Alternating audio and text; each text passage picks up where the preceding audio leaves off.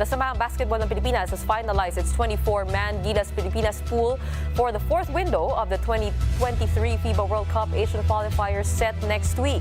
Here's what we know. Already included in the initial pool were Utah Jazz star Jordan Clarkson and Adelaide 36ers big man Kai Soto. They are joined by Japan B-League players in Dwight Ramos, Bobby Ray Parks Jr., Kiefer Ravena, and Thirdy Ravena. Recently added to the pool were SMB's Junmar Fajardo and CJ Perez, Ginebra's Scotty Thompson, Japet Aguilar, and Arvin Tolentino. Northport's Robert Bolick and Jamie Malonzo are also set to join the pool. Also included are Magnolia's Ian Sangalang and Gio Halalon, while NLEX's Calvin Oftana and Kevin Alas were also named in the squad. Former Terra Firma guard Roosevelt Adams, who is set to take his act to Japan B-League, is also part of the pool. And to round up the 24-man pool, Meralco's Alain Maliksi, Raymond Almazan and Chris Newsome will join the squad, along with young guns Carl Tamayo, Francis Lopez, and Kevin Kiambao. A final 12-man roster will likely be announced next week. The national team will have a tough task ahead as they battle Lebanon on August 26 in Beirut before taking on Saudi Arabia on the 29th at the Mall of Asia Arena.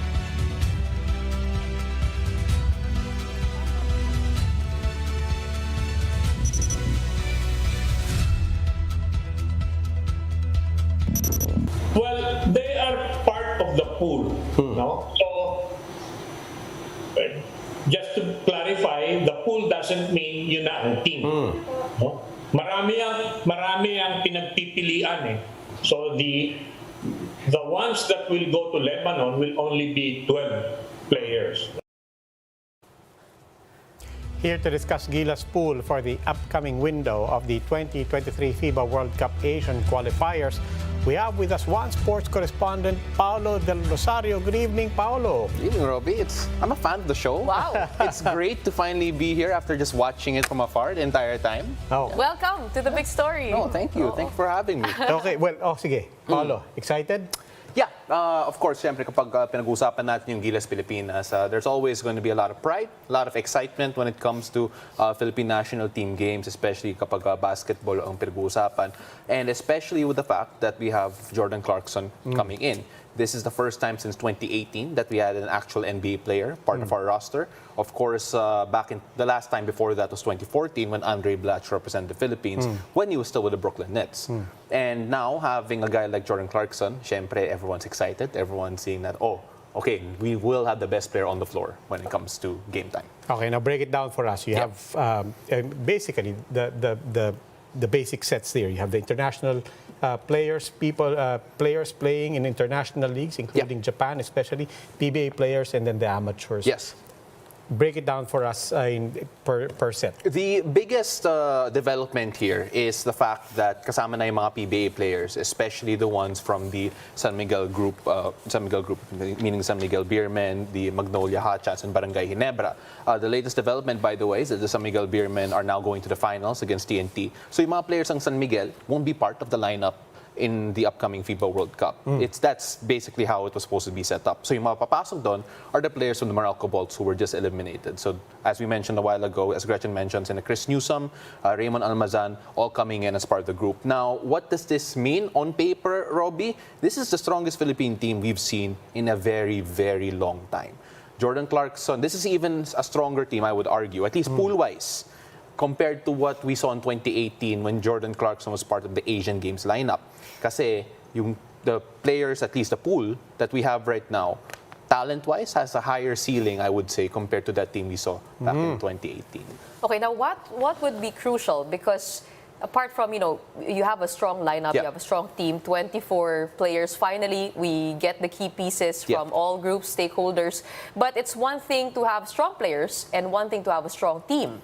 And Coach Tab Baldwin, I mean, what people prided about him was his system, being able to use players and put them in positions that they were effective in. Eto naman, gaano kahirap, ano yung magiging challenge for Coach Chot Reyes? Because, superstars coming together in one team, that's also another thing. Yeah, alam mo, Gretch, you would know this very well, na especially if you have a lot of talented players. It's one thing to be able to collect the talent. It's another thing to get the talent to play well together. Siyempre, I think masasabi natin, pound for pound, perhaps, if you look at even the lineups against Lebanon and lineups against Saudi Arabia, who we're going to be playing in the next window, baka masasabi natin that we have the more talented players. But can we get these players to play together? Remember, all of these come from different clubs. This is the truth of international basketball. All over the world, you're going to have players who aren't committed to the national team for a long period of time. Kaya yung challenge palagi ng national team coach is always, how can you get these players, these superstars from all these different teams to come together and perform in a cohesive unit in a very short amount of time. Pero as you said, Gretch, that's the biggest challenge right now for me personally and for the entire team. How can you get the chemistry going? Kasi hindi mo yan mahahabol eh. It's hard to do that.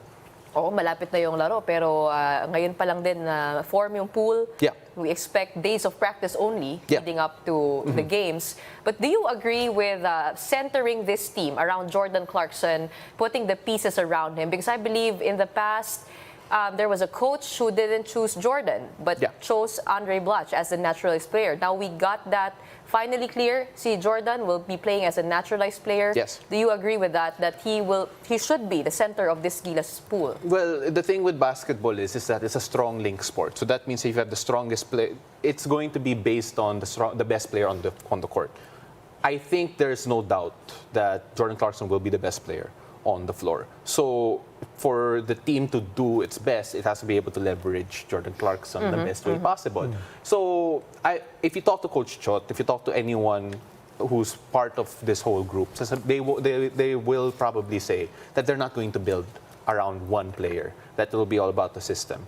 Pero syempre, a lot of people, the players on the floor, both on the opposite end and on our end, will be looking towards the guy. Excited na tayo manood eh, di ba? August 29. Sobrang excited. Like, I think Jazz fan pa to. I think you're gonna be there, Gretch. Yung balita ko. Magre-report ako live dyan. You talked about the need, of course, for everybody to have time to play together. To that end, we have the major leagues, at least in the Philippines, all saying we're on board. We will not only lend our players, but we will also try to fix our calendar so that everything aligns. We have everybody, hopefully, more time to play together, as you said, to gel. How do you see all of that playing out? Again, however, bringing back the question of, I don't think the NBA necessarily is going to be syncing their calendars to ours. But how do you see all of that actually coming into play? And at the same time, what are still some realistic limitations, notwithstanding that agreement? A great first step is the fact that next year, they're already considering a two-conference setup para sa PBA, which means that will be 3 months or so, wherein the national team can actually come together and actually prepare.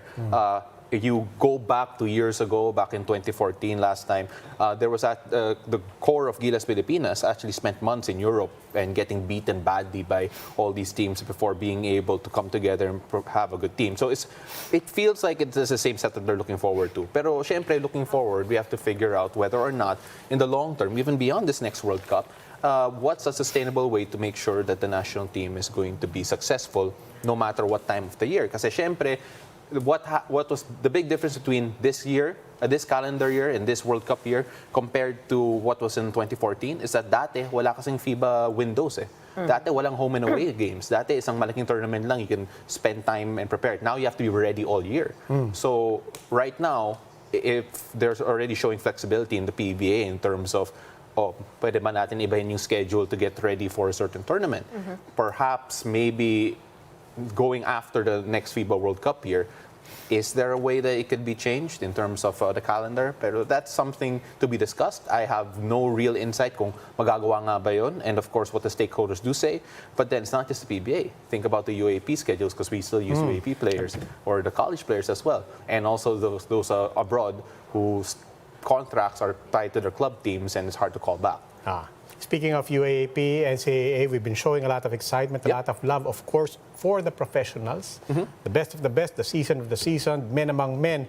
But let's throw some light naman on the amateurs, on the collegiates. I mean, you're the expert here. It's a 24-man roster. We're going to have to whittle that down. do we automatically assume that ay yung amateurs naman ang unang malalaglag dyan? Or are there some interesting names there that you would say na, wait, teka muna, let's not forget these young kids? Yeah, because guys like Carl Tamayo, the whole UP community will be up in arms if Carl Tamayo doesn't play. Kiambao, if he doesn't get to play, the whole Lasallian community is going to be up in arms, and so on and so forth.